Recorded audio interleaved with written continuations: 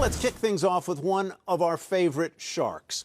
I spoke yesterday with Robert Herjavec, the co-host of Shark Tank and the founder of the Herjavec Group. Basically, cybersecurity is the core of the business there. But as you well know, he's invested in dozens of small businesses inside and outside of the Shark Tank. And I asked him what lessons he's taken away from the past year as he's watched his businesses struggle to survive the pandemic. Well, the first thing I've learned, business and human beings, is we are unbelievably resilient.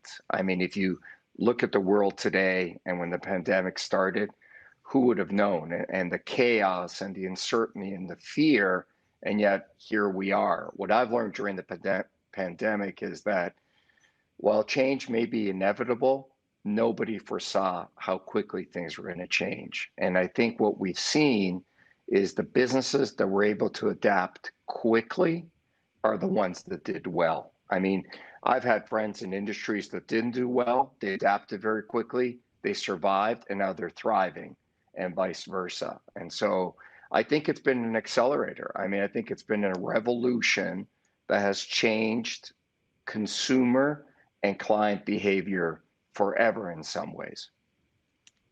Do you find that you now make decisions quicker than you might have a year or 2 years ago, and that will be part of the residue going forward of the pandemic, that nothing will go back to that same slower speed? Gosh, Tyler, that is such a great question. I always say this. I used to say, business moves at the speed of lightning or some other catchphrase. Now, business moves at the speed of the pandemic. Everybody in the tech field knew all this change was going to happen. Everybody did. All my friends who are non-tech say to me, would you have ever seen this change happening? And I said, yes, absolutely. But no one saw it happening in the course of 12 months. The pandemic has compressed everything and accelerated decision making. If at no other time in history than during the pandemic, the truth has been it's better to make a decision and move forward than to sit still. I mean, yes, pandemic moves things quickly. How did you deal early on, going back, with the fear that I'm sure many of your employees felt, many of your customers were feeling, the uncertainty? What did you do tactically and as a kind of chief human resources officer to keep people focused and to allay their fears? Well, first wine helped a lot, and then I moved to tequila. So that was my overarching strategy. But, all joking aside, unbelievable fear. I mean, I think everybody said to me, oh, you're a shark and you've got a big business, and it's a relatively big business. But fear stopped us for about 3 days. My friend Barbara Corcoran on the show has a great saying, and she says the difference between successful people and others is not that they don't feel sorry for themselves, it's how long they allow themselves to wallow in misery. And I'll tell you, for about a week, when everything happened in February of last year, I was doing a lot of wallowing. It's just the uncertainty. I mean, I'm a pretty tough guy, and not many things scare me, but uncertainty in business can be very, very destructive. And so we kind of wallowed for a while, and then we just kind of went full action, go ahead. But, Tyler, you brought up a great point. I think the one thing I've done well, to pat myself on the back, is be the chief human resources officer, is to take care of our people, especially in the tech business. Our greatest asset is our human beings. And we just did a lot of communication, a lot of honest and transparent communication. And there were calls where people would ask me a question and they were expecting an upbeat and a positive message. And I would just say, I don't know. We're optimistic, but we just don't know. Let's talk a little bit about how you dealt with not so much the people in your core cybersecurity business, the heart of the Herjavec Group, but with some of those companies in which you've taken stakes so famously on Shark Tank or other companies, smaller companies. What were their biggest challenges, and what were you telling them? How were you checking in with them? How were you advising them? So the first thing we did was in the middle of a crisis, communication is key. So the first thing we did is we set up a weekly stand-up call with all our small businesses from the Shark Tank world. And so number one, communicate, communicate, communicate. The second thing we did is unfounded optimism kills a business. You know, I'm a very optimistic guy. I wake up every day believing that tomorrow will be better than yesterday and all that kind of stuff. But when you're facing a crisis, it's about reality. It's not about optimism. I mean, we told these businesses, don't expect the world to end, but be prepared for the worst. The other thing we did was a lot of small businesses got in trouble because they were afraid to cut costs. They were afraid to go too far.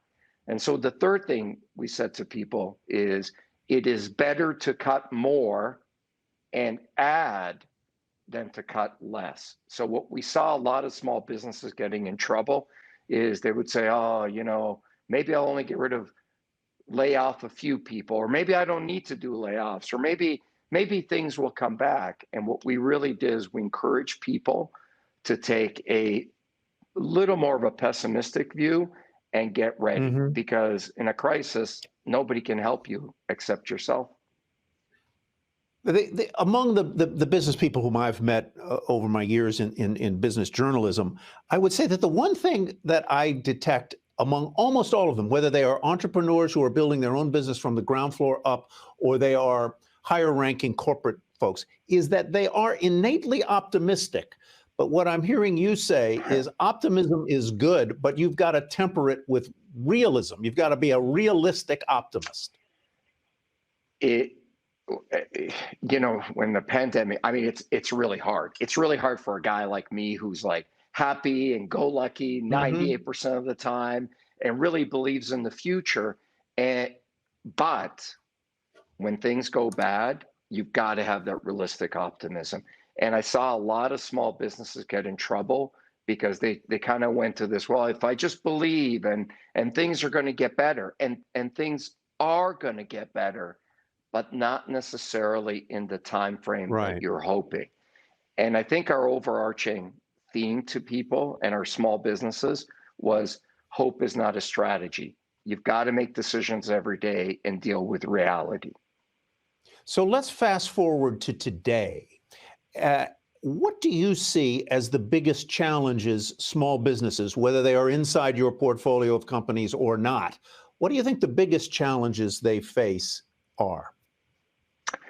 Right. So now we've talked about how negative we were before, and not negative, just realistic, brutally realistic.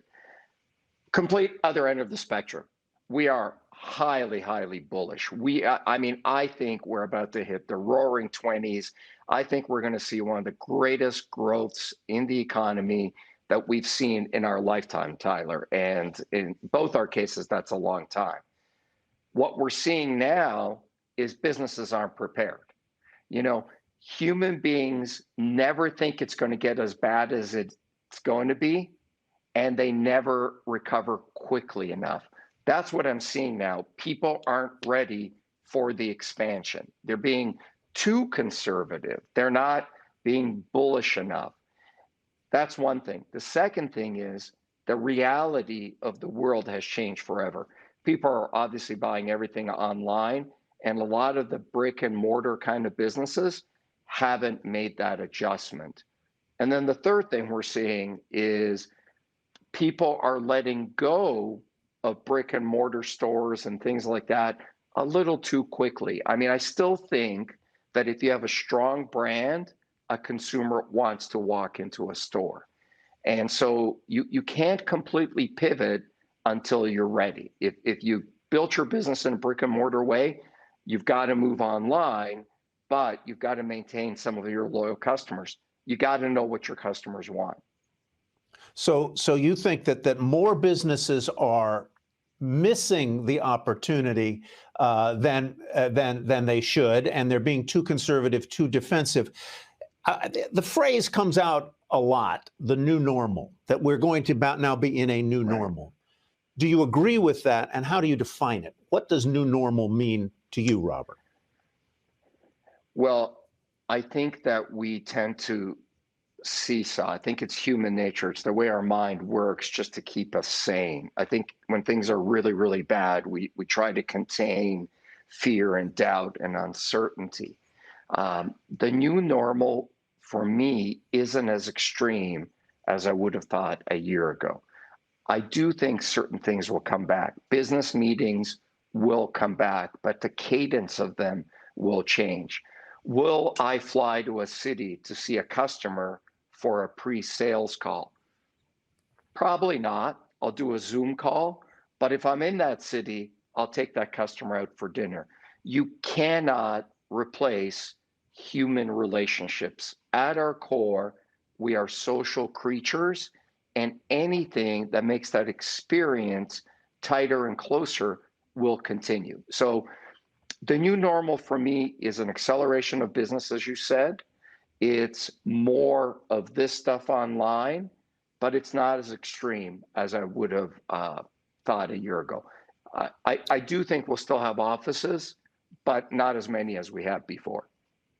Yeah, I think that the effects on real estate have and commercial real estate have been sort of under. I realize that if there's one class of entrepreneur, business person who's the most optimistic of all, it's usually the real estate people. And I wonder whether we're going to come back to that. Let's get to a couple of questions that have been pre-submitted, and I'd like to just sort of get lightning round quick answers on them. Person named Geraldo asks, how did you overcome the moments of doubt when your business was not making money? Did you ever think about giving up, and do you have to know when the time is right to give up? Never thought about giving up. At my core, the reason I started the business was to do great things and build a great business. And it's about sacrifice. So no, never thought about giving up. When is the right time to give up? If there's no path to profitability. Unless you're creating software, IP, or some kind of tech like that, you've got to have a path to, gosh, I can't say that word today, profitability. If you don't see that, you should give up. We see a lot of that on Shark Tank. You see a lot of the entrepreneurs, they just don't, if they're making money, they're barely making money. They don't focus on their margins. They don't have that path to profitability. And I think that's what you guys zero in on very effectively there.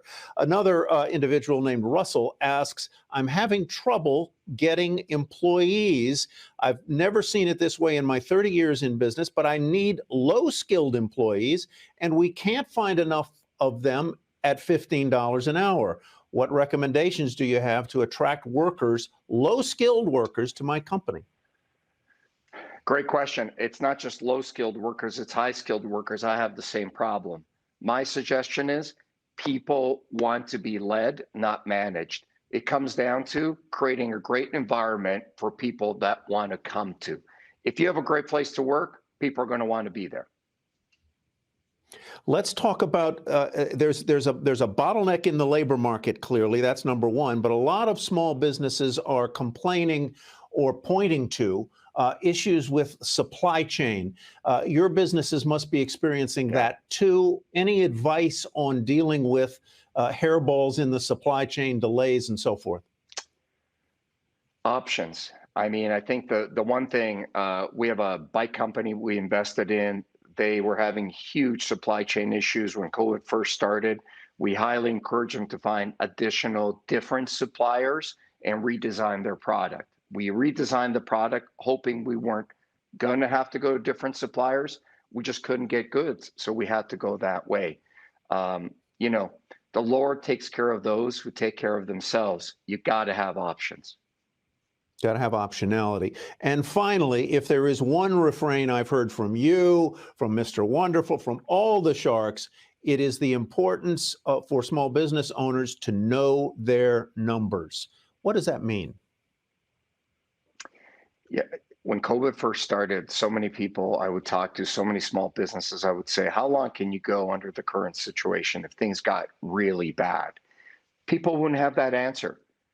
Within 24 hours, the first thing we did in our business is my CFO and I sat down and we came up with a black swan agenda, which meant how long could we survive with no new cash coming in, no new customers, and none of our existing customers paid us. And I wanted to know the exact date. I mean, I wanted to know it to the day, to the hour. It actually gave me a lot of comfort, but you've got to know your numbers. You've got to have that optionality to know how to survive.